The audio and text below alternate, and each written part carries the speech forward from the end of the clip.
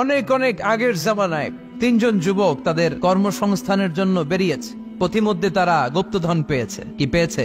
4টা স্বর্ণের টুকরা পেয়ে তো মহা খুশি, আমরা বেঁচে গেলাম, আমরা ধনী হয়ে গেলাম, আর জীবনে আমাদের দুঃখ নাই, কষ্ট নাই। এবার মানুষ তিনজন, স্বর্ণের টুকরা 4টা, একটু ঝামেলা হয়ে গেল না?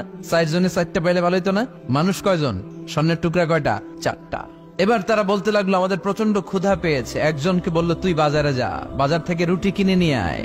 সে রুটি কিনতে গেল, আর এই দুইজন মিলে ভাবতে লাগলো শয়তানের ওয়াসওয়াসায় পড়ে একটা কাজ করি, যেটার রুটি আনতে পাঠাইছে ওটারে যদি শেষ করে দিতে পারি, মানে ওটার কেল্লা যদি ফতে করে দিতে পারি, তাহলে তো আর ভাগাভাগির কোনো কাজ নাই। স্বর্ণ 4টা, তুই পাবি 2টা, আমি পাবো। আর যে রুটি আনতে গিয়েছে সে মনে মনে ভাবে রুটিতে যদি বিষ মাখায় নিতে পারি। দেখছেন খেলা? আল্লাহ, রুটিতে কি মাখায় নিতে পারি? বিষ। তাহলে এই 2টারে বিষ মাখানো রুটি খাওয়াই দিলাম, 4টাই আমার, আমার আর ধরে কে? তো যেই চিন্তা ওই কাজ। উনিও রুটির সাথে বিষ মাখাইছে, এরাও রেডি হয়ে আছে কখন আসবে। আসার সাথে সাথে ওইটারে দইরা আইজো মায়ের কাইলো মায়ের মাইরা ওইটার বর্তমানে হলাইছে, ওইটা অক্কা পাইছে, শেষ। এবার দুই বন্ধু মহা খুশি, তুই 2টা আমি 2টা, লাফাইতেছে আনন্দে। এক বন্ধু কয় লাফাইস কম, ক্ষুধা লাগছে অনেক, আগে খেয়ে নেই। আর কি করি? এবার প্যাকেট থেকে বিষ মাখানো রুটি বের করে রুটি খাইয়ে ওই 2টাও শেষ। 4টা স্বর্ণের টুকরার জায়গায় পড়ে আছে, আর 3টা লাশ পাশে পড়ে আছে। হাদিহি মাসালু হায়াতি দুনিয়া, এটাই তো দুনিয়ার জীবনের দৃষ্টান্ত। বাড়ির জায়গায় বাড়ি পড়ে থাকবে, ক্ষমতার মসনদের চেয়ারটা জায়গায় পড়ে থাকবে, মানুষগুলো থাকবে না, ঠিক কিনা? আপনি খেয়াল করে দেখেন, আপনারা যদি কেউ জিজ্ঞেস করে ভাই এই বাংলো বাড়িটা কার, আপনি খুব গর্ববোধ করে বলেন যে এটা আমার বাড়ি, বলেন না? একটু খেয়াল করেন, আপনার বাবা যখন এই বাড়িতে থাকতো, কেউ যখন জিজ্ঞেস করতো বাড়িটা কার, আপনার বাবাও বলতো এটা আমার বাড়ি। আপনার দাদাও খুব পরিচয় দিত, এটা আমার বাড়ি, এই বাড়ি কার? আমার। আপনার দাদার দাদার দাদাও বলতো এটা আমার বাড়ি। আপনি মরে গেলে এই বাড়িটাই, যেটারে আপনি আমার আমার বলে আগলে রাখতেন, আপনার ছেলে তখন শুরু করবে আমার কথা কন। বিষ্ণু বললেন লাউ আন্না লিকুল্লি ইবনি আদম ওয়াদিয়ান মিন যাহাব, পৃথিবীর প্রত্যেকটা মানুষকে যদি আল্লাহ একটা করে স্বর্ণের পাহাড়ের মালিক বানিয়ে দেয়, আহাব্বা আইয়াকুনা লাহু ওয়াদিয়ান, সে আরো একটা স্বর্ণের পাহাড়ের মালিক হওয়ার চেষ্টা করবে। ওয়ালা ইয়ামলা আফাহু ইল্লা তুরাব, কবরের মাটি ছাড়া তার এই লোভ লালসা, অতিরিক্ত চাওয়া পাওয়ার ইচ্ছা কোনোদিন কেউ থামাতে পারবে না। একটু বুঝে শুনে উত্তর দেন, একটা স্বর্ণের পাহাড়ের মালিক যদি আমি হই, আমি আমার 14 পুরুষ এটারে বিক্রি করে করে খেয়েও কি শেষ করতে পারবো? আপনি পাহাড় দেখছেন কত বড়, যে স্বর্ণের পাহাড় যদি হয়, এটার বেচে খেয়ে মজমাস্তি করে আমাদের 14 পুরুষের জীবন কেটে যাবে। তাহলে আরেকটা পাহাড় দিয়ে আমি কি করব? এটা মানুষের স্বভাব, যার আছে বেশি সে চায় বেশি। আল্লাহ বলে থাম, একটু থাম, অনেক হয়েছে, আর না, তোমাকে চলে যেতে হবে। এই পাগলামির মায়া জালে আর পড়ে থেকো না, ঘুমন্ত বিবেকটাকে জাগাও, আখিরাতের সামানা তৈরি করো। চিল্লায় বলেন ঠিক কিনা? এই কবর জিয়ারত তোমাকে করতে হবে। কবর হলো এমন জায়গা, এটা হলো মরণের পরে আখিরাতের প্রথম ধাপ।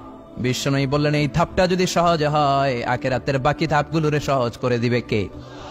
আর এই কবরের প্রশ্নের উত্তর যদি উল্টা পাল্টা হয়ে যায়, প্রথম ধাপের প্রশ্নের উত্তর যদি গোলমাল পেকে যায়, পরের ধাপগুলোতে মায়ের আসানা নাই।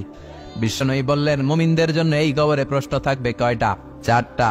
যারা ইসলাম বিরোধী, যারা কাফের, যারা মুশরিক, যারা বামপন্থী, তাদের থাকবে 3টা। মুমিনদের জন্য 4টা। মুমিনদের প্রথম প্রশ্ন, হু ইজ ইউর লর্ড? মার রব্বুক, তোর রবের নাম কি? চিল্লায় বলেন আমাদের রব কে? প্রথম প্রশ্ন করা হবে মার রব্বুক, তোর রবের নাম কি? চিল্লায় বলেন আমাদের রব কে? দ্বিতীয় প্রশ্ন, মা দীনুক, তোর ধর্মের নাম কি? আমাদের ধর্মের নাম কি? বিশ্বনবীর চেহারা দেখিয়ে বলা হবে আতারিফু মান হাযার রাজুল, এই লোকটারে চিনো কিনা? আমরা বলবো চিনি, উনি আমাদের পেয়ারা নবী, ঠিক কিনা? আমরা বিশ্বনবীর চেহারা দেখা মাত্রই চিনে যাব, ঠিক কিনা? আমরা বলবো এই লোককে চিনি, মানি উনি ছিল আমাদের জান, আমাদের প্রাণ, আমাদের কলিজা। এই নবীর জন্য আমরা সব করতে রাজি। এই নবীর সম্মান আর ইজ্জত বাঁচাতে আমরা দেহের তাজা রক্ত ঢালতে রাজি। এই নবী আমাদের সব। এই নবীর সুপারিশ ছাড়া আমি জান্নাতে যেতে পারবো না। এই নবীর আমরা চিনি, মানি উনি তো আমাদের পেয়ারা নবী। এই 3টা প্রশ্নের উত্তর যখন পেরে যাবেন আপনারা ইনশাআল্লাহ, চতুর্থ একটা প্রশ্ন, ওয়ামা ইলমুক, হোয়াটস ইউর নলেজ? তুমি কিভাবে শিখলা? তুমি কি নকল করে শিখেছো না জেনে বুঝে? আপনাকে বলতে হবে কোরআন থেকে জেনে, হাদিস থেকে মেনে মেনে আমি শিখেছি। 4টা প্রশ্নের উত্তর যখন আপনি করে ফেলবেন, ফেরেশতারা বলবে আহলান সাহলান মারহাবান বিক, খোশ আমদেদ, সুস্বাগতম, তুমি তো কপালওয়ালা। আলহামদুলিল্লাহ পড়েন। ইফতাহু লাহু বাবুন ইলাল জান্নাহ, তার কবর থেকে জান্নাতের দিকে একটা দরজা খুলে দেয়া হবে। ওয়া ইফসাহু লাহু কবরুহু 70 যিরান, তার কবরটারে 70 হাত লম্বা বানিয়ে দেয়া হবে। ওয়া ইউলবাসু মিন লিবাসি আহলিল জান্নাহ, জান্নাতের 2টা পোশাক তার গায়ের মধ্যে পরিয়ে দেয়া হবে। এরপরে ফেরেশতারা বলবে নাম কানাউমিল আরুস, ঘুমাও। বাসর রাতে বর যেমনি কনেকে নিয়ে প্রশান্তির ঘুম দেয়, আনন্দের ঘুম দাও, ঘুমাও। আপনি আরামসে ঘুমাবেন, আলহামদুলিল্লাহ পড়েন। এই ঘুম আপনার ভাঙবে না যতক্ষণ না ইসরাফিলের সিঙ্গার ফুৎকার না আসে। আপনার এই ঘুম আর ভাঙবে।